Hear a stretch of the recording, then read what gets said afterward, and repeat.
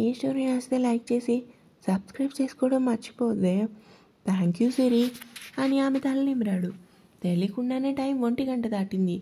రండి వంశీ గారు, భోజనం వడ్డిస్తాను అంటుంది. ఇప్పుడే కదా టిఫిన్ తిన్నాను, అప్పుడే భోజనమా? నా వల్ల కాదు, బెడ్ మీద వాళ్ళతో అంటాడు. అదేంటి, మీకోసం నేను వంట చేశాను, తినరా? మాటల్లో మళ్ళీ చిరుకోపం. తింటాను సిరి, అమ్మ వచ్చాక ముగ్గురు కలిసి తిందాం, సరేనా? సరే వంశీ గారు. సిరి, ఏంటి వంశీ గారు, నీ ఒడిలో కాసేపు పడుకోనా? ఎంతో ప్రేమగా అడిగాడు వంశీ. అలా అడిగేసరికి సిరికి ఏదోలా అనిపించింది. అలా అడుగుతున్నారు ఎందుకు? రండి వంశీ గారు అని వంశీ తలని తన ఒడిలో పెట్టుకుని అతని తల నిమిరింది. ఆమె చేతి స్పర్శలో ఏముందో తెలియదు కానీ వంశీకి వెంటనే నిద్ర పట్టేసింది. సిరికి పడుకుందామన్నా నిద్ర రావటం లేదు. టైం ఎందుకు వేస్ట్ చేయటం అని తన ఫోన్ తీసుకొని స్టోరీ రాసి మిస్టేక్స్ సరి చేసి అప్డేట్ ఇచ్చి మరో స్టోరీ సగం రాసి పక్కన పెట్టి వంశీ మాటలు తలుచుకుంది. మీ మాటల వెనుక చాలా అర్థం ఉంది వంశీ గారు, మీరు చాలా బాధపడుతున్నారు. మనకంటూ ఇల్లు, ఆస్తిపాస్తులు అన్నీ ఉంటాయి. మిమ్మల్ని ఎలా అయినా ఒక పొజిషన్లో నిలబెడతాను. సంవత్సరంలోనే మనం ఇల్లు కట్టుకోవాలి, ఒక దగ్గర చేయి చాపకూడదు అనుకుని తన సంసారం ముందుకు ఎలా నడవాలా అని ఆలోచనలో పడింది. ఇల్లు దొరకడంతో కిరాణా కొట్టు దగ్గర డ్రింక్ తాగి బయటకు వచ్చింది కాంతమ్మ. ఇంతలో తన ఫోన్ పదే మోగటంతో లిఫ్ట్ చేసింది. హలో అత్తమ్మ, నేను నళిని. ఎలా ఉన్నారు, బాగున్నారా అంటూ ఆరాలు తీసింది నళిని. బాగున్నాం నళిని, మీరెలా ఉన్నారు? పిల్లలు ఎలా ఉన్నారు? ముందుకు నడుస్తూ అంటుంది. అందరూ బాగున్నాం అత్తయ్య. సిరి, వంశీ వచ్చారా? వచ్చారు, రాత్రి అమ్మాయిని తీసుకొచ్చారు. ఏంటత్తమ్మా మీ మాటలు నీరసంగా వస్తున్నాయి, ఒంట్లో బాగాలేదా అంటుంది. కాదు నళిని, సిరి వంశీకి ఇల్లు చూద్దామని వచ్చాను. ఇల్లా దేనికత్తమ్మా? నొసలు చిట్లించి అడిగింది నళిని. వాళ్ళని వేరే ఇంట్లో ఉంచుదామని. అంటే అత్తమ్మ వేరే కాపురమా? అవును, కొత్త కోడలు వచ్చి ఒక్కరోజు కూడా కాలేదు, అప్పుడే వేరు కాపురమా? చూస్తుంటే ఎవరం తేడాగా ఉంది అనుకుని గొంతు సవరించుకుని, అత్తమ్మ సిరికి వంశీకి పెళ్ళి అయ్యి ఇంకా నెల కూడా కాలేదు, అప్పుడే వేరు కాపురం ఏంటి? సిరి వేరేగా ఉంటామని అడిగిందా? చాచా, తనేం అడగలేదమ్మా, నేనే ఈ నిర్ణయం తీసుకున్నాను. అయినా ఆ చిన్న ఇంట్లో ముగ్గురు ఎలా ఉంటాం చెప్పు? పైగా ఇద్దరు కొత్త జంట, వాళ్ళకి సరదా ముచ్చట్లుంటాయి. అందుకే వేరే ఇల్లు మంచిది తీశాను. అసలు విషయం చెప్పింది కాంతమ్మ. అత్తగారి మాటలకి లోపలే రగిలిపోయి పైకి మాత్రం నవ్వుతూ, మరి మీ వంట మీరే చేసుకుంటారా అత్తమ్మ? ఎంతో వినయంగా అడిగింది. అవును, వంశీ వాళ్ళు పక్క వీధిలో ఉంటారు, నేను ఇంకా ఈ ఇంట్లోనే ఉంటాను. నా వంట ఎంతసేపు చిటికెలా అయిపోతుంది. అయినా వంశీకి కూడా తెలియాలి కదా సంసారం బాధ్యత ఎలా ఉంటుంది ఏంటి అన్నది. మీరు చెప్పింది నిజమే అత్తమ్మ. సిరి వచ్చినప్పుడు అన్ని వస్తువులు తెచ్చుకుందా? అత్తమ్మ, సారేమైనా పెట్టారా కుతూహలంగా అడిగింది. లేదు తల్లి, వాళ్ళు ఇంకా ఏం పెట్టలేదు. అయినా మనం అడగకూడదు. తను తెచ్చుకున్నా తెచ్చుకోకపోయినా మరేం పర్వాలేదు, ఎలానో మనకున్నాయి కదా. చూస్తుంటే చిన్న కోడలు బాగా నచ్చేసింది మా అత్తమ్మకి. అప్పుడే నెత్తిన పెట్టుకుంది అనుకుని. అవునత్తమ్మ, తను తెచ్చుకోకపోయినా పర్లేదు, మన వంశీ మనసు మంచిది కదా, అన్నీ తనే కొని పెడతాడు అని చొరక వేసింది. అవును, వాడు కొనటంలో తప్పేముంది? కొనుక్కుంటే వాడికే కదా అందం. సిరి ఒకరి దగ్గర చేయి చాపకుండా ఉంటుందని అన్నీ వాడే కొంటాడు. సరే నళిని, ఇంటికి వచ్చాను, నేను మళ్ళీ చేస్తాను అని కాంతమ్మ ఫోన్ పెట్టగానే నళిని కోపంగా ఫోన్ పక్కన పడేసి కాంతమ్మ మాటలు తలుచుకుంది. ఏది ఏమైనా సిరి అత్తమ్మకి బాగా నచ్చినట్టుంది. కారణం వంశీనే కదా. ఒకప్పుడు నేను చీర సారీ తెచ్చుకోకపోతే ఏమన్నారు అని అన్నీ తెచ్చుకోవాలి, ఈ పుట్టింటి వాళ్ళు ఏం పెట్టరా అని.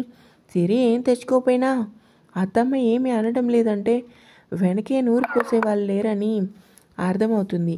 చూస్తూ ఉండండి అత్తమ్మ, ఎంతకాలం మీరు సిరి వంశీల మీద ప్రేమగా ఉంటారో కొన్ని రోజుల్లో మీ టార్చర్కి సిరి బలవుతుంది.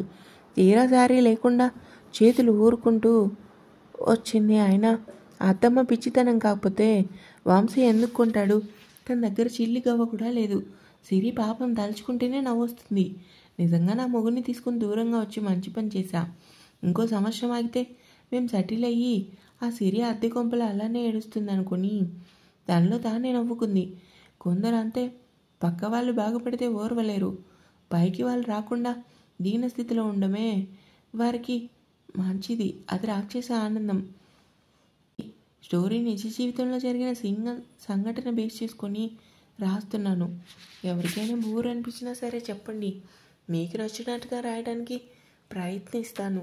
కలిసి వచ్చిన కాంతమ్మ హాల్లో కూర్చొని ఫ్యాన్ వేసుకుంది. అప్పటికే మెలకుగా ఉన్న సూరి రాస్తున్న స్టోరీ ఆపి ఫోన్ ఛార్జింగ్ పెట్టి బయటకు వచ్చింది.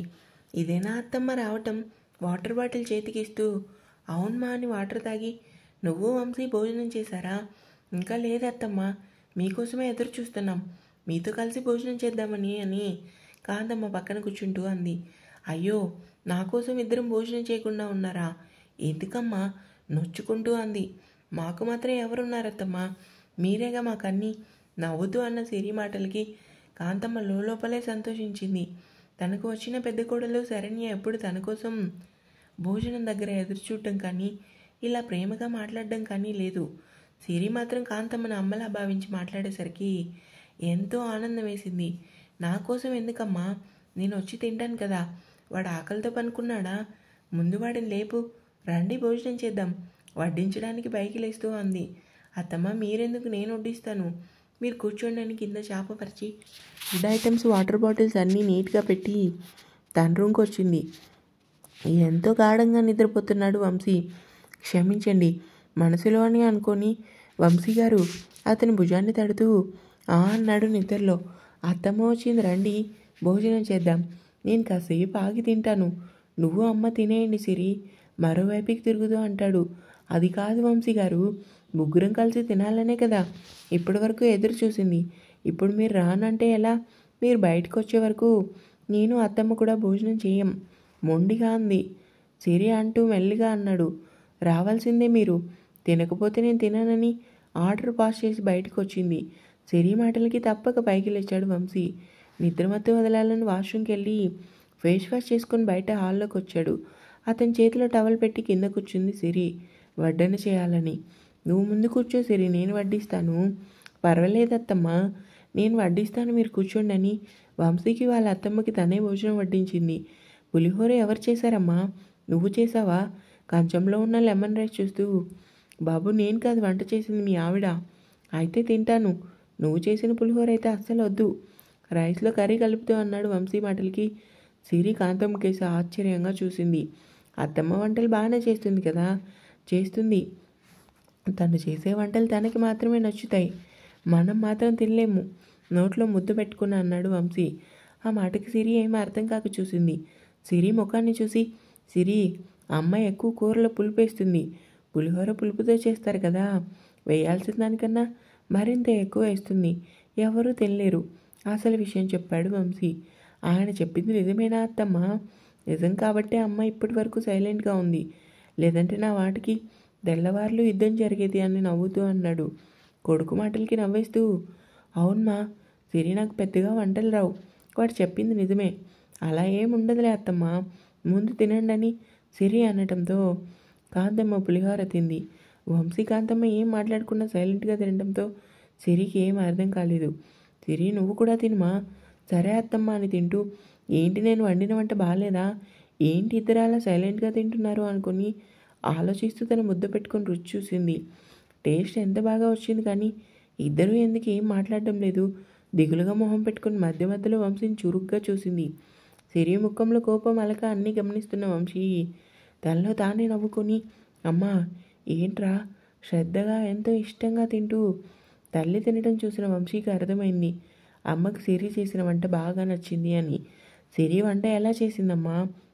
బాగుందిరా, నాకు పులిహోర బాగా నచ్చింది, కూర కూడా చాలా బాగుంది, చాలా బాగా వండావు తల్లి అని కాంతమ్మ మెచ్చుకోవడంతో సిరి ఉప్పొంగిపోతుంది. థ్యాంక్స్ అత్తమ్మ అని గర్వంగా వంశీని చూసింది. కానీ వంశీ సిరిని ఒక చూపు కూడా చూడలేదు.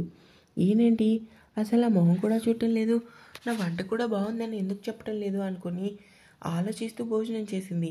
భోజనం చేయగానే గిన్నెలన్నీ బయట పెట్టి గుమ్మాలు తుడిచి గిన్నెలో అన్నీ క్లీన్ చేసి ఆరు బయట వాకిట్లో కూర్చున్న కాంతమ్మ దగ్గరికి వచ్చింది.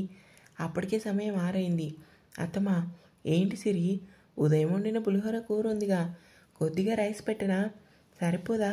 సరిపోదత్తమ్మ, రైస్ ఒక్కటే కదా, తినే ముందు పెడదులే, కంగారు ఏం లేదు, నువ్వు స్నానం చేసే తల్లి. సరే అత్తమ్మ అని సిరి టవల్ తీసుకొని ఫ్రెష్ అవ్వడానికి వాష్రూమ్కి వెళ్ళింది. బయట తను ఎంతో ప్రేమగా పెంచుకుంటున్న మొక్కలకి నీళ్ళు పోస్తున్నాడు వంశీ. ఓనర్ దగ్గర నుంచి ఫోన్ రావడంతో చేతిలో ఉన్న బకెట్ పక్కన పెట్టి మాట్లాడుతూ పక్కకి వెళ్ళాడు. ఈ లోపల ఫ్రెష్ అయ్యి నైటీ వేసుకుని దానిపై చున్నీ వేసుకొని బయటకు వచ్చింది సిరి. వంశీ ఫోన్ మాట్లాడడం చూసి కాంతమ్మ దగ్గర కూర్చుంది. కాసేపటికి వంశీ కూడా ఫోన్ మాట్లాడేసి కాంతమ్మ ఎదురుగా చైర్లో కూర్చున్నాడు. ఇద్దరూ తన పక్కనే ఉండేసరికి విషయం చెప్పాలనుకుంది కాంతమ్మ. రే వంశీ, ఏంటమ్మా చేతిలో ఉన్న ఫోన్ పక్కన పెడుతూ? నీకు సిరికి మంచి ఇల్లు చూశాను, పక్క వీధిలోనే. కాంతమ్మ నోటి నుండి ఆ మాట రాగానే సిరి షాక్గా చూసింది. మాకిల్లు చూడటం ఏంటత్తమ్మా? కంగారు పడకు సిరి, ముందు చెప్పేది పూర్తిగా విను. అద్దె ఇంట్లో ఎంతో కాదురా, 2500. 2వ ఫ్లోర్లో ఒక బెడ్రూమ్, పెద్ద హాలు, వంటగది, పక్క వాష్రూమ్. అంతేకాదు బయట కూడా కూర్చోవడానికి ప్లేస్ ఉంది. నీళ్ళకైతే కొదవలేదు. మోటార్ ఉందా? నాకైతే ఇల్లు బాగా నచ్చింది. 2 నెలల అడ్వాన్స్ ముందు ఇవ్వమన్నారు. రేపు మా వంశీ వచ్చి ఇస్తాడని చెప్పి మాట ఇచ్చొచ్చాను. ఏమంటావు వంశీ? తల్లి మాటలకి వంశీ ఏం అడ్డు చెప్పలేదు. నీ ఇష్టమమ్మా, నీకు ఎలా నచ్చితే అలా చేయి, కానీ నువ్వు కూడా మాతో పాటు ఉండాలి. నేను మీతో కాక ఇంకెవరితో ఉంటానురా? నేను అనేది మాతో పాటు మేము ఉండబోయే కొత్త ఇంట్లో నువ్వు కూడా ఉండమని. ఉంటానురా, ఉదయం నుండి సాయంత్రం వరకు మీ దగ్గరే ఉంటా. రాత్రి మాత్రం పడుకోవడానికి ఇక్కడికి వస్తా. ఈ ఇల్లు మాత్రం నేను వదలలేను నాన్న. అర్థం చేసుకుని అన్ని విషయాలు తెలుసు కదా వంశీ. చేతిని పట్టుకుని ఎంతో ప్రేమగా చెప్పింది. ఇంకా ఉంది.